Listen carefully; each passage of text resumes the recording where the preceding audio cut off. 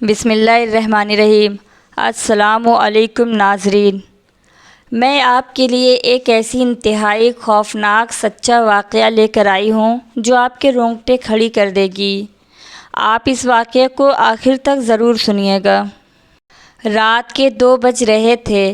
دانش اپنی گاڑی اسلام آباد کے ایک ویران سڑکوں پر اس امید میں دوڑا رہا تھا کہ شاید کوئی سواری آن لائن اپلیکیشن کا استعمال کرتے ہوئے اس سے رابطہ کر لے۔ رمضان المبارک کا آخری عشرہ جاری تھا اور عید آنے میں تقریباً 2 سے 3 دن ہی باقی تھے۔ اسی وجہ سے دانش اتنی رات میں گاڑی چلا رہا تھا، ورنہ اب تک وہ اپنے گھر میں بیٹھا ہوتا تھا۔ آج ضرورت سے زیادہ ہی اندھیرا تھا۔ دراصل چاند بھی گھنے بادلوں کی وجہ سے نظر نہیں آ رہا تھا اور ایک سواری کو اس کی منزل تک پہنچانے کے لیے اسلام آباد کے جس سڑک کی سیکٹر تک جا رہا تھا وہ علاقہ بھی سنسان اور ویران تھا۔ دانش کے کچھ ہی فاصلے پر ماربلا کی پہاڑیاں موجود تھیں جو دن میں تو نہایت دل فریب منظر پیش کرتی تھی، لیکن کالی رات میں نہایت خوفناک منظر لگ رہا تھا۔ دانش کو صرف اپنی گاڑی کی روشنی سے ہی راستہ نظر آ رہا تھا، اس کے علاوہ گہرا اندھیرا چھایا ہوا تھا۔ ویسے تو دانش کو اللہ کے علاوہ کسی سے ڈر نہیں لگتا تھا، لیکن آج اس کا دل انجانے خوف سے لرز رہا تھا۔ اچانک دانش کے موبائل اسکرین میں روشنی ہوئی اور اس کی گاڑی کو کسی نے آن لائن بک کیا تھا۔ دانش نے موبائل دیکھا، جہاں وہ موجود تھا اس سے تھوڑی ہی دوری پر اسے بلایا جا رہا تھا، اور دانش نے جلدی میں یہ نہیں دیکھا کہ اسے ڈراپ لوکیشن کیا دکھائی گئی ہے۔ اس نے صرف پیسے دیکھے جو 500 روپے تھے۔ اسی وجہ سے دانش نے فوراً رائڈ قبول کر لیا۔ دانش جیسے ہی اس جگہ پہنچا جہاں سے سواری کو اٹھانا تھا تو دانش یہ دیکھ کر حیران رہ گیا، یہاں تو کوئی گھر بھی نہیں ہے، صرف جھاڑیاں، درخت وغیرہ ہی تھے، اور وہاں پہ ایک لڑکی سفید کپڑوں میں کھڑی ہے۔ دانش نے جیسے ہی گاڑی روکی، لڑکی گاڑی کا پچھلا دروازہ کھول کر بیٹھ گئی۔ عام طور پر دانش کی گاڑی میں جو بھی بیٹھتا تھا وہ بیٹھتے ہی سلام کیا کرتا تھا، لیکن یہ لڑکی خاموشی سے آ کر بیٹھ گئی۔ دانش نے خود ہی سلام کیا لیکن اس کا جواب نہ ملا، تو دانش نے پوچھا، چلیں میڈم؟ تو لڑکی نے سر کے اشارے سے کہا، چلو۔ دانش نے گوگل میپ کا استعمال کرتے ہوئے ڈراپ لوکیشن پر لگائی تو پہلی بار دانش کو حیرت کا جھٹکا لگا، اور وہ اس لیے کہ ڈراپ لوکیشن اسلام آباد کے مشہور اور سب سے بڑے قبرستان کی آ رہی تھی۔ دانش نے بے یقینی کی کیفیت میں بیک مرر سے دیکھتے ہوئے اس لڑکی سے سوال کیا کہ میم، آپ کو 11 سیکٹر کے قبرستان ہی جانا ہے؟ تو جواب میں اس پراسرار لڑکی نے گردن سے جواب دیا۔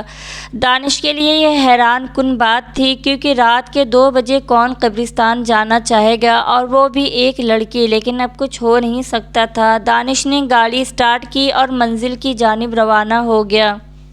دانش کو آج تک کی تمام ہارر موویز کے مناظر یاد آنے لگے جن کو وہ بار بار اپنے ذہن سے جھٹک رہا تھا، لیکن برے خیالات تھے جو اس کا پیچھا ہی نہیں چھوڑ رہے تھے۔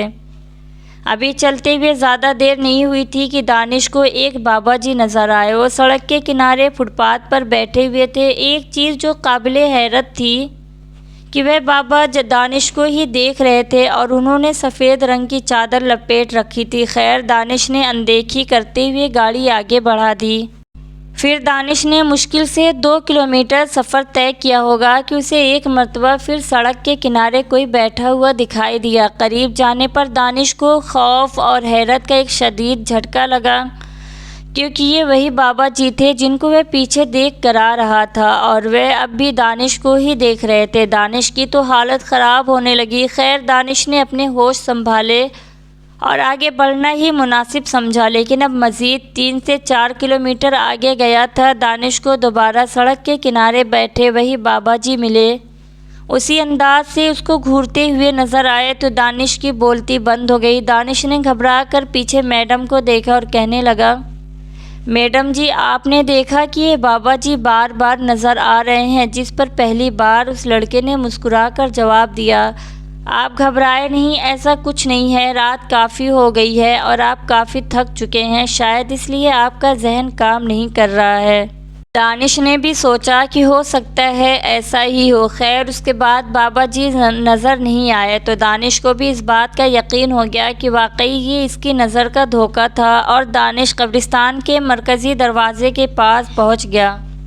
اس لڑکی نے دانش کو اندر جانے کا بولا، جس پر دانش نے گاڑی قبرستان والی سڑک پر موڑ دی۔ جیسے جیسے یہ لوگ قبرستان کے اندر جا رہے تھے، دانش کو اس کی چھٹی حس بار بار یہ احساس دلا رہی تھی کہ دانش معاملات گڑبڑ ہیں، مت جا اندر۔ دانش نے اس لڑکی سے پوچھا بھی کہ میڈم کتنا آگے جانا ہے، تو اس لڑکی نے کہا کہ بس تھوڑا اور پھر قبرستان کے بیچ میں اس لڑکی نے گاڑی روکنے کو بولا، اور دانش کو 500 کا نوٹ پکڑا کر وہ گاڑی سے اتری اور روڈ پر ایک جانب کو چل دی۔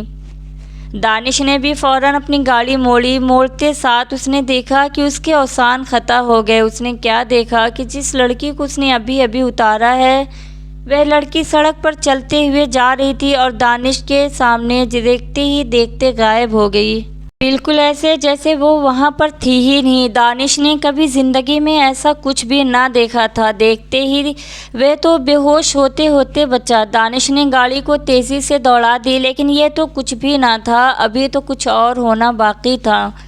گاڑی چلاتے ہوئے دانش کو محسوس ہوا کہ اس کی گاڑی کے ساتھ ساتھ کوئی اور بھی ہے جو چل رہا تھا۔ تب دانش نے اپنی بائیں جانب دیکھا تو دانش کو اپنا خون جمتا ہوا محسوس ہوا، کیونکہ بالکل اس کی گاڑی کے ساتھ ساتھ وہی لڑکی تیرتی ہوئی جا رہی تھی۔